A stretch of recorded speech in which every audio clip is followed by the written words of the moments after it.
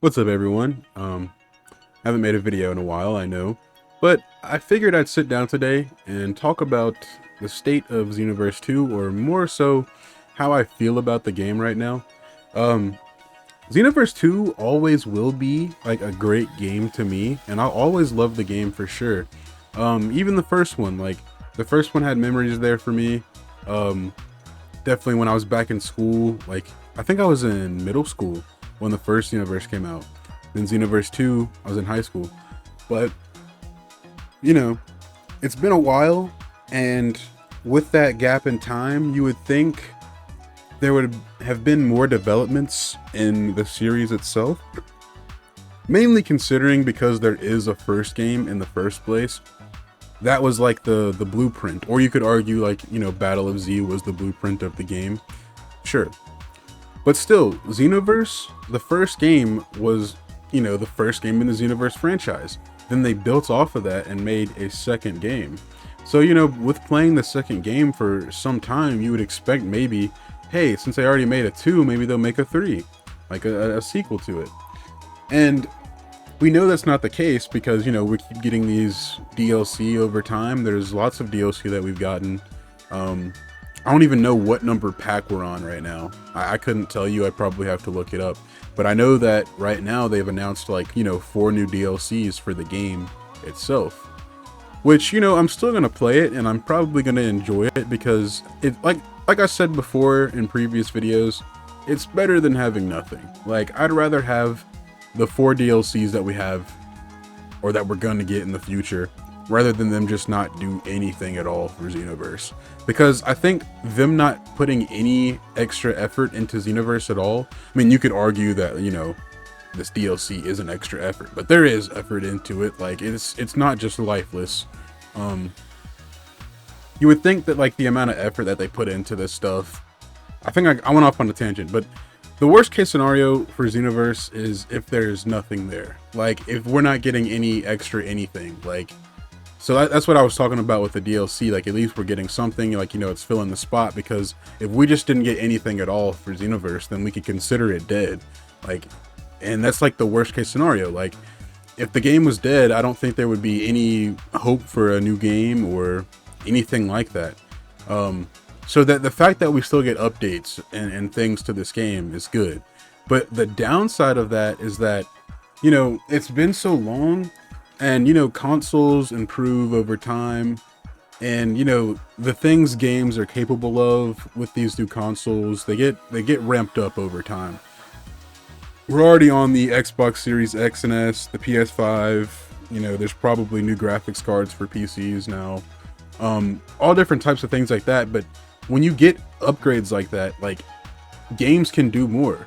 Xenoverse 2, I think, was built for I think it was Xbox One, if I'm correct. I was gonna say 360, but I do not think the game was on 360 at all. Like, that's how long ago it feels since it came out. I'm not even able to tell, but I'm pretty sure it was Xbox One. But it's been so long, man. Like, I want to say, like, like I said, the game is still fun and I have fun on it, and I play it with my friends occasionally, but some of my friends just, like, they can't bother to get back on the game anymore because, they're just tired of it. But like I was saying, like, if you want to take Xenoverse to the next level and really make a game that you can milk, make it the 3rd title and incorporate everything, that people want into the games. Like my 10 things Xenoverse 3 needs video. Those points that I made in that video over a year ago, I feel like they're still valid to this day for what I want to see in the game. And like I said before, man, like, I keep going back, like taking a step back and 2 steps forward here, but bear with me. I still, like, if the consoles are able to do more and games are able to, they have more capabilities for things, take Xenoverse 3 to that level, man. Sparking Zero is the next title we're going to get for sure, and I'm sure it's going to be a great game. It's going to be like, in the history of Dragon Ball games, it's going to go down as one of the greatest, for sure. Also, it's because it's in this dry period where we don't get anything. The last game we got was like Kakarot, and it was single player. It was still a phenomenal experience playing through that, but it was single player. Sparking Zero is coming out on this engine now with, Xbox Series X, and PS5. So the capabilities for that game, they're pretty great. I'm pretty sure it'll be able to capture Dragon Ball for what it feels like the most, in regards to like the anime and manga in a video game format. I think Sparking Zero will capture that the best that we've gotten so far. Like I said before, Kakarot is still very good single player wise. I think that they, show that like, the games can be done in a different way and it's still super entertaining. Kakarot was like a cinematic playthrough for me. I think anybody that played through the game can say that they enjoyed their run through, because I mean, it was beautiful. And I'm expecting the same thing with Sparking Zero. We don't even know if we have a story mode in that game or not, but yeah.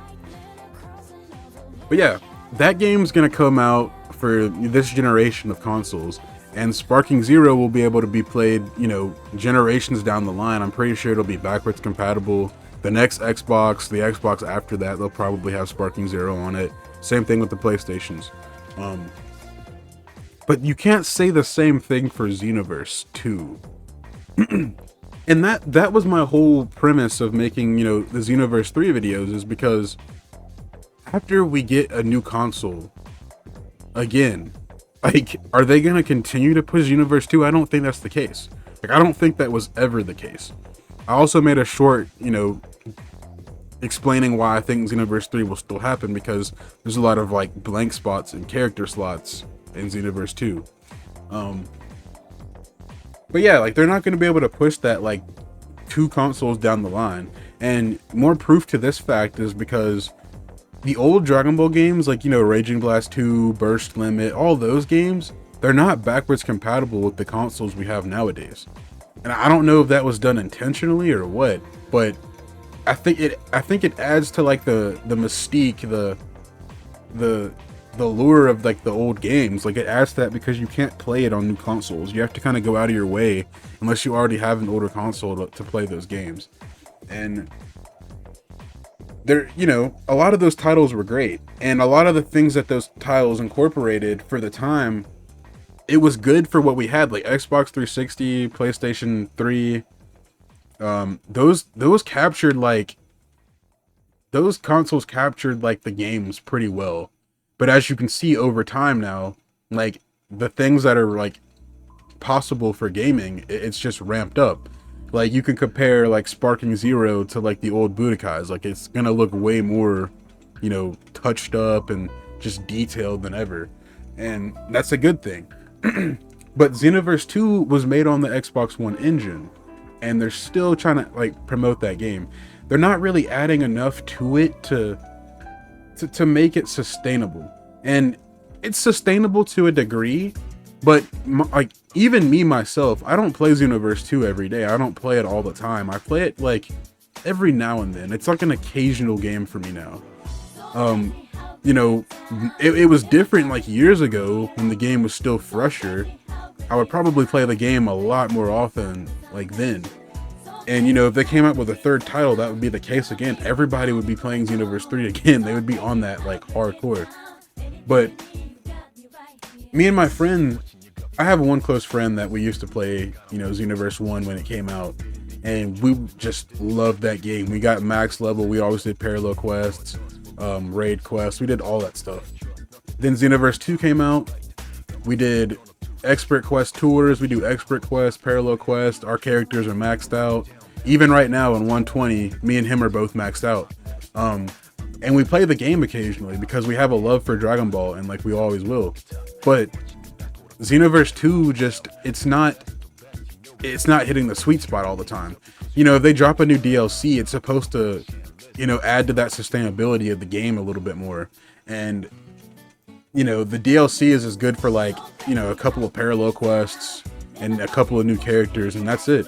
You kind of do those quests, you play those, you get those, like, moves and the costumes and the artwork and all that, and then you have the character, and that's pretty much it. Me, like, the most enjoyment I get out of playing Xenoverse 2 nowadays is if I just get on and I play, like, multiplayer.